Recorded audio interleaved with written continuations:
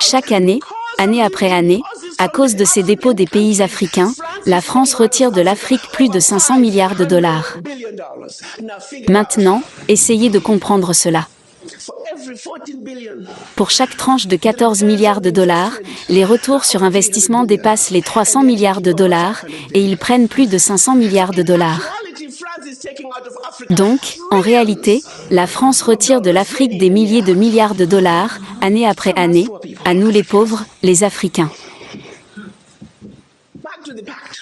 Pour en revenir au pacte, si vous souhaitez accéder à une partie de votre argent, que vous avez déposé auprès de la France, vous devez soumettre les déclarations financières de votre pays. Et si votre demande est approuvée, vous pouvez l'obtenir sous forme de prêt, vous ne pouvez accéder qu'à 20% de votre argent, année après année, sous forme de prêt à des taux d'intérêt commerciaux. Et on parle ici de votre propre argent. Comme si cela ne suffisait pas, ils ont dit, tous vos minerais découverts, encore à découvrir, tout votre pétrole découvert, encore à découvrir, la France et les entreprises françaises ont le premier droit de refus. S'il reste quelque chose dont les entreprises françaises ne veulent pas, vous pourriez l'avoir. Et cela persiste à ce jour. Ils ont dit, vous n'utiliserez que la monnaie que nous avons créée pour vous, parce que vous êtes des Africains spéciaux, nous l'appelons le franc CFA. Il y avait le franc CFA d'Afrique centrale, et le franc CFA d'Afrique de l'Ouest, mais c'est en effet le même animal. Et ils ont dit ensuite, la France est la seule à pouvoir vous l'imprimer, c'était en 1958. Avance rapide, ils l'impriment toujours pour nous. Et si vous commencez à vous conduire mal, ils arrêtent tout simplement d'imprimer votre argent et votre pays est en difficulté. Ils ont également dit, votre langue d'enseignement sera le français. La France aura une présence militaire dans votre pays.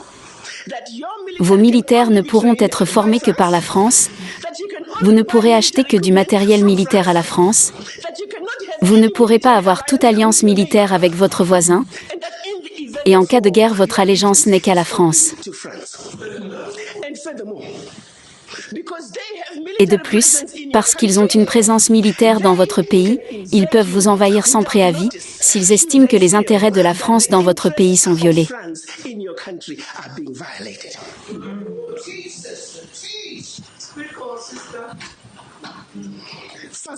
Avance rapide 2019, rien n'a changé.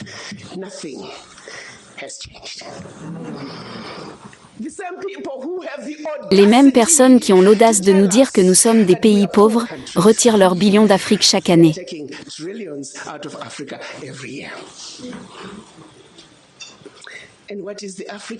Et que fait l'Africain? Comme un homme noir programmé, obéissant, nous cédons simplement, nous connaissons les faits mais nous ne faisons rien à ce sujet.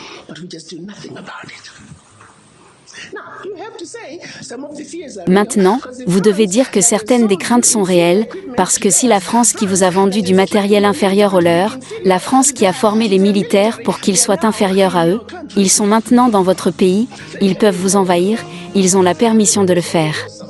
Ils peuvent vous déstabiliser. Les effets durables de la France-Afrique sur les nations africaines sont multiformes. Sur le plan économique, la dépendance vis-à-vis du successeur du franc français, le franc CFA, a limité l'autonomie monétaire, affectant les politiques budgétaires. Sur le plan politique, les liens étroits entre les dirigeants français et les élites africaines ont parfois soutenu des régimes autoritaires, entravant les progrès démocratiques. L'extraction des ressources continue de favoriser les intérêts français, entravant la diversification économique locale. Les interventions militaires ont façonné la dynamique des conflits. Alors que certains soutiennent que la France-Afrique apporte la stabilité, d'autres la considèrent comme une manipulation néocoloniale, entravant une véritable autodétermination.